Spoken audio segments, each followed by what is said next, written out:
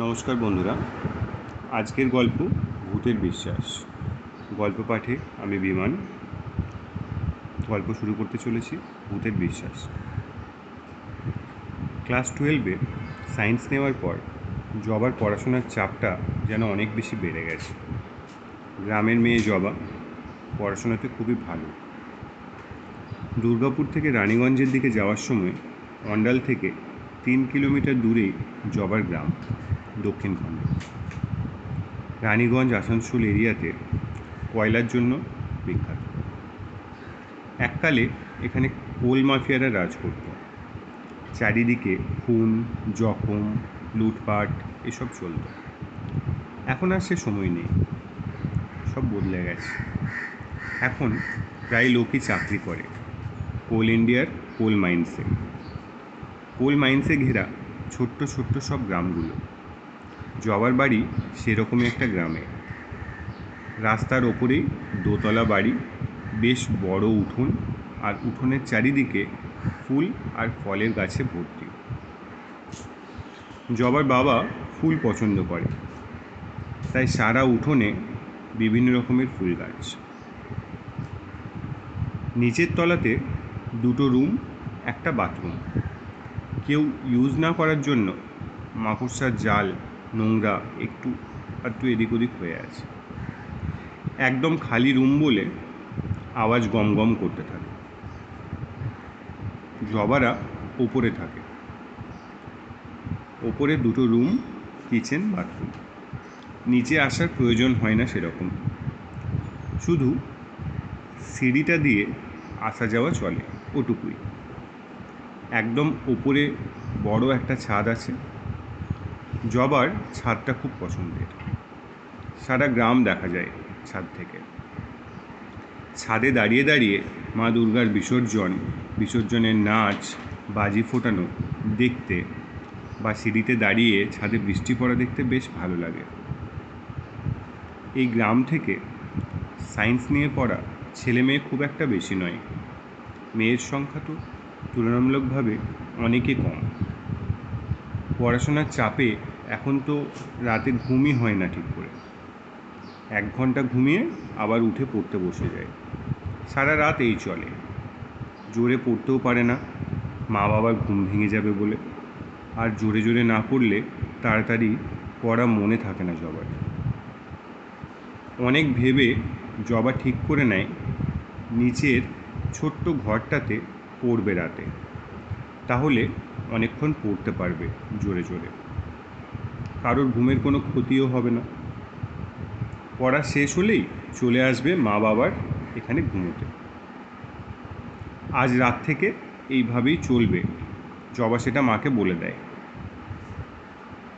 জবার মা একটু আধটু প্রথমে আপত্তি জানালেও পরে রাজি হয়ে যায়। শীতকালের রাত, খুব তাড়াতাড়ি সন্ধে হয়ে যায়।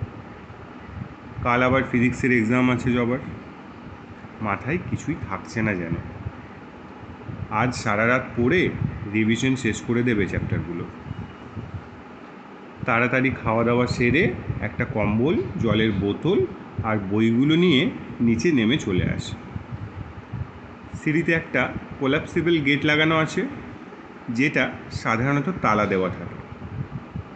গেটের বাইরে দাঁড়ালে 2টো রুমেরই বেডের অর্ধেকটা দেখা যায়। জবা গেটের চাবিটা লাগিয়ে চাবিটা নিজের কাছে নিয়ে নেয়। জবার মা আরেকটা রুমে তালা লাগিয়ে শোয়ার ঘরে গিয়ে শুয়ে পড়ে, দরজা খোলা রেখে। জবা নিচের ছোট্ট রুমটাতে একটা মাদুর পেতে পড়তে শুরু করে। বেশ ভালো পড়াটা হচ্ছে এই শান্ত পরিবেশে। ঠান্ডাটাও বেশ লাগছে নিচে। রুমটা তাও বেশ ভালো করে লাগিয়ে রেখেছে জবা।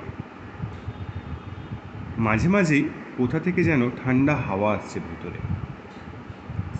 জানলাগুলোর ফাঁক দিয়ে আসছে মনে হয়, অনেক পুরনো জানলা তো। পড়তে পড়তে কখন যে রাত 12টা বেজে গেছে বুঝতেই পারেনি। কোল ইন্ডিয়ার নাইট শিফটের ডিউটিতে যাওয়ার জন্য মাইন্স থেকে একটা সিটি পড়ে রাত 12টায়, যাতে যারা ডিউটি যাবে তারা যেন বুঝতে পারে টাইম হয়ে গেছে ডিউটির। সেই সিটিটাই পড়ল। জবা উঠল বাথরুম যাওয়ার জন্য। রুমের দরজা খুললেই অপোজিটে আরেকটা রুম। ওটার কোনো দরজা লাগানো নেই। বাইরে থেকেই রুমের ভেতর অবধি পুরোটা দেখা যায়। ওই বড় রুমটার পাশেই বাথরুম।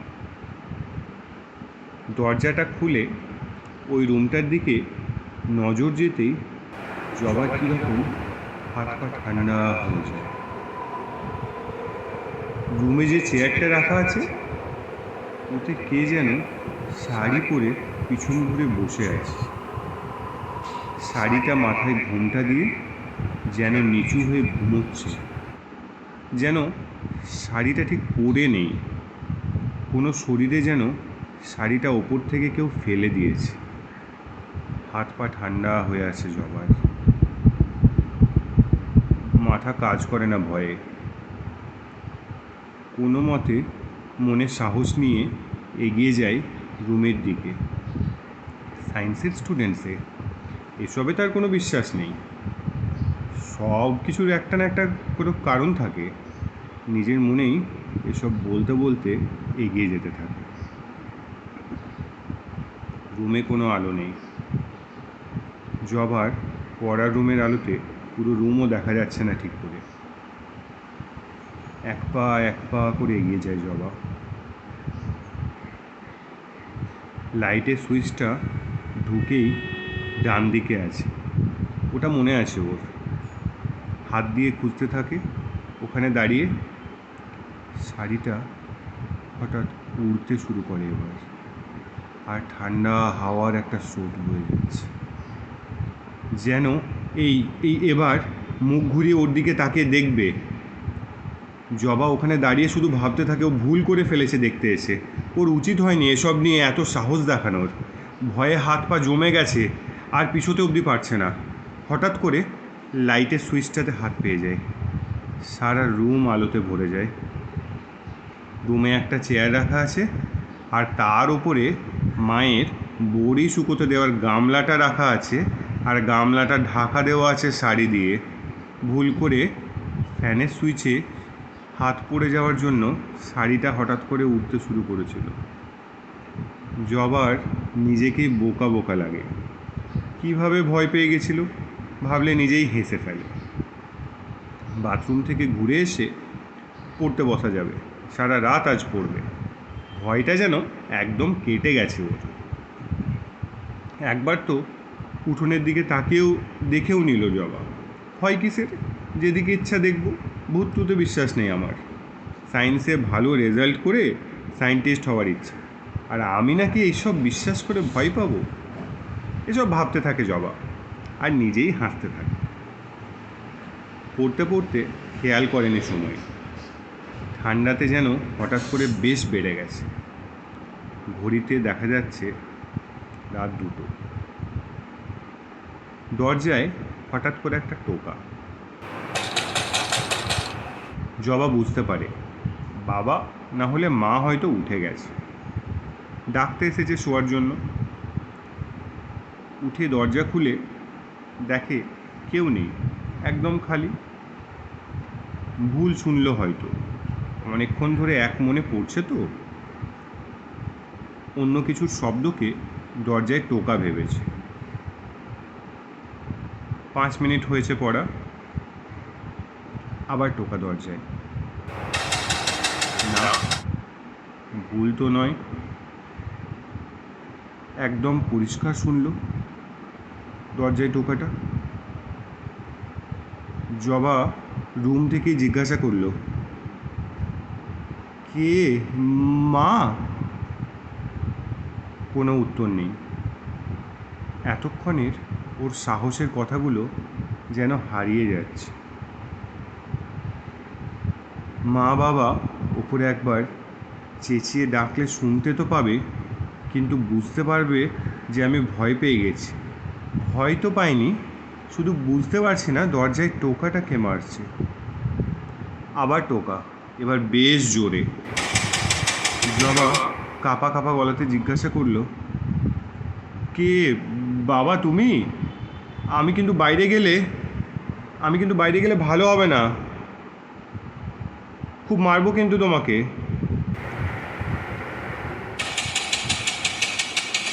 আবার টোকা। এবার জবা সত্যি ভয় পেয়ে গেছে। এবার আওয়াজ এলো বাইরে থেকে, ওর মায়ের গলা। হাঁপ ছেড়ে বাঁচল জবা। দরজা খুলে দেখে মা দাঁড়িয়ে আছে। এতক্ষণ পরে কেন দরজা খুলছিস? চলে আয়, শুয়ে পড়বি, চল, বলে ওর মা লাইটগুলো সব অফ করতে গেল। জবা বইগুলো নিয়ে সিঁড়ি দিয়ে উঠতে শুরু করলো।